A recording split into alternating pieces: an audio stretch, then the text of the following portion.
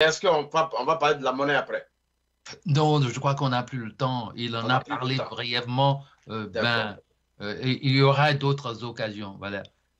D'accord. Allez-y, la France-Afrique.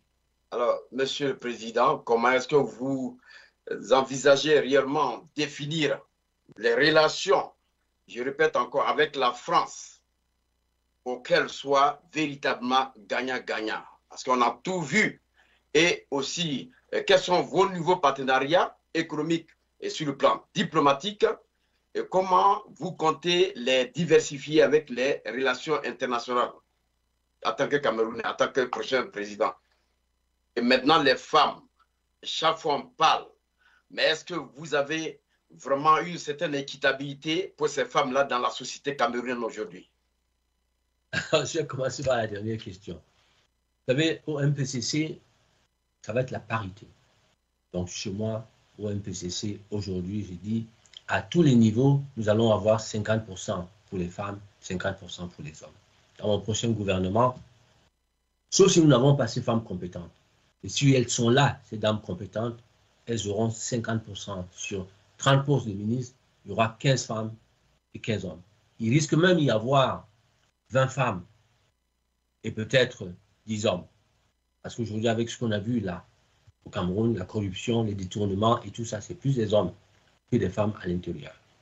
Voilà, donc, moi, je fais confiance aux femmes qu'aux hommes, beaucoup plus. Voilà, c'était la dernière question. Maintenant, quant aux relations avec la France, je vous ai dit ici, profiter de cette antenne pour dire au président Macron, Monsieur le Président de la République française, je suis forcément le prochain président demain. Et je souhaite remettre en principe à partir du Cameroun, je pense qu'on peut installer un nouveau modèle en Afrique. La France est un partenaire qui est historique. Nous avons Mbappé ici, en France, là, qui sont des Français. Nous avons un franc CFA qui est là. Je n'entends pas avoir aujourd'hui une chance ou les moyens de pouvoir avoir tout de suite là, changer de monnaie là immédiatement. Parce que nos dettes, elle est d'à peu près 13 000 milliards de francs CFA. On bénéficie jusqu'ici de la parité, une monnaie fixe, 655 et poussière, contre 1 euro. Donc, le franc CFA est adossé sur l'euro. Maintenant, ce qu'on pourra demander à la France, effectivement, c'est de tout faire pour que les réserves que nous avons ici, qu'on puisse nous les retourner. Ces réserves vont nous aider à pouvoir démarrer une gestion nouvelle. Voilà, donc je souhaite vraiment, Monsieur le Président Macron, je ne viens pas chasser la France, non. Je viens redéfinir une nouvelle relation avec la France. Nous pouvons continuer, mais plus comme par le passé. Nous devons mettre en place de nouveaux accords, de nouveaux partenariats. 65 années après nos indépendances, il est important de les redéfinir. Donc, votre partenaire demain, ça sera moi, effectivement. Parce que quels que soient les cas, cette élection-là, on ne laissera jamais quelqu'un la voler aux Camerounais et aux Africains. Il est important qu'on passe à autre chose demain. Voilà. Cher Moussa.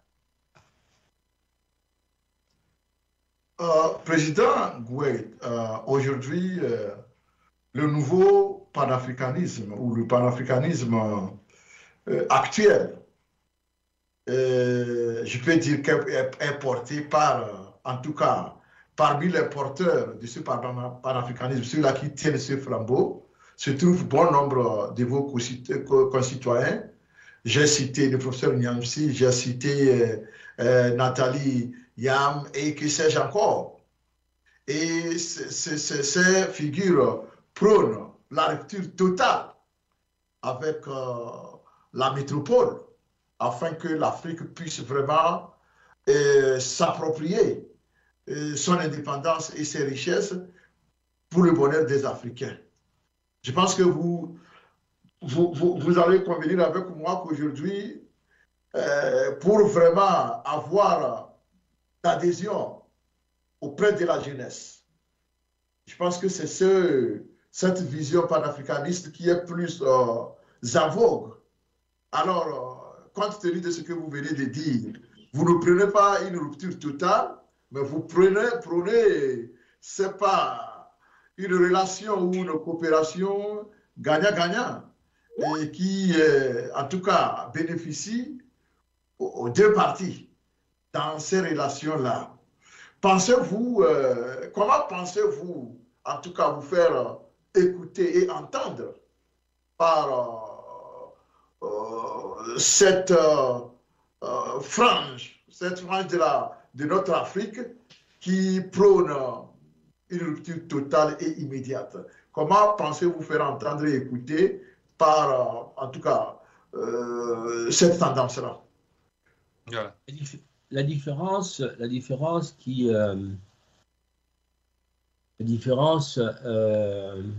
le nouveau modèle que j'incarne demain, le chef d'État africain, c'est ce modèle-là d'un homme qui a d'abord été un homme d'affaires, qui est un gestionnaire.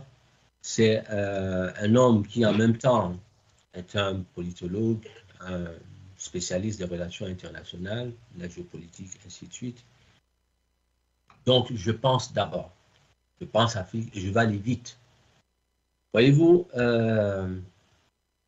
Mali, au Niger, j'ai suivi quelques reportages ces jours-ci.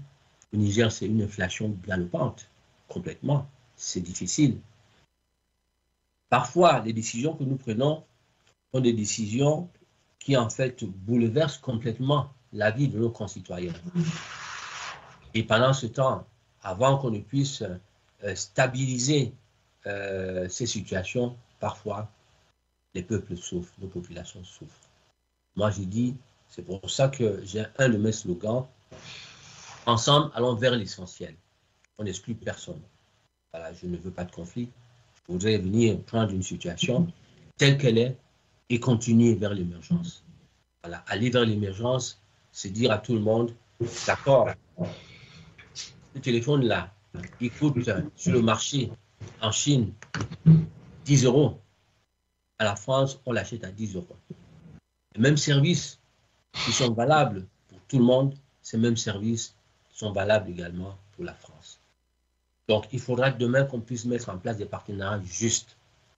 Et ça, je dis à la France qu'il est temps qu'on puisse, en principe, s'asseoir, repartir sur des bases nouvelles. On ne chassera personne. Paul Biya est un homme qui est ouvert, quels que soient les cas. La Russie avec nous, la Chine avec nous, les États-Unis sont là, la France est là, tout le monde est là. Et on avance très bien. Vous voyez ce qui se passe à Congo, en RDC. On a au Nord Kivu aujourd'hui des conflits. Alors, qui sont ceux qui sont derrière tout ça? Je ne sais pas. Vous voyez? Donc, moi je dis, nous sommes une nation bénie, le peuple camerounais, et à partir du Cameroun, nous pouvons installer un modèle nouveau qui s'ouvre au monde et un modèle dans lequel chacun gagne. Et donc, je ne serai vraiment pas fermé avec qui que ce soit. Je pense tout simplement qu'il faut, on n'a plus besoin aujourd'hui qu'on vienne nous imposer des choses. Nous avons besoin qu'on vienne nous accompagner. Moi, je vendrai effectivement les prix de nos matières premières au prix coûtant. Il sera hors de question qu'on vienne encore prendre. Non. Alors, si je mets de l'ordre, si je numérise tout, tel que je souhaite le faire, on ne pourra pas me dire que la France vient prendre. Non. Elle prendra à partir d'où? Non. Tout ce qui est là, on va mettre de l'ordre. Voilà. Et si on met de l'ordre, nous allons avoir une nation qui va avancer. Merci, M. Gouet. Alors, en 1 minute, vous nous donnez votre mot de fin. On va clore l'émission. Je voudrais tout simplement, une fois de plus, dire merci à Tempo Africa TV. Je voudrais dire au peuple camerounais, à ces jeunes-là, de pouvoir se préparer à cette alternance qui arrive. Je voudrais dire au président Biya d'avoir pitié de son peuple, de nous aider demain. Les évêques, tout le monde se lève aujourd'hui pour qu'il y ait alternance. Le président Biya, on sait aussi que depuis 2018, il donne à peu près 30% à 40% de ses capacités à gérer la nation. Ce sont ses amis, ce sont ses collaborateurs qui font le reste. Monsieur le Président, la nation a besoin d'un homme qui est debout à 100%. Je suis prêt et aidez-moi à pouvoir gagner la prochaine élection présidentielle. Je ne cesserai de vous le demander. À défaut de ça, le peuple est prêt. Nous allons nous battre jusqu'au bout et personne ne nous volera cette élection.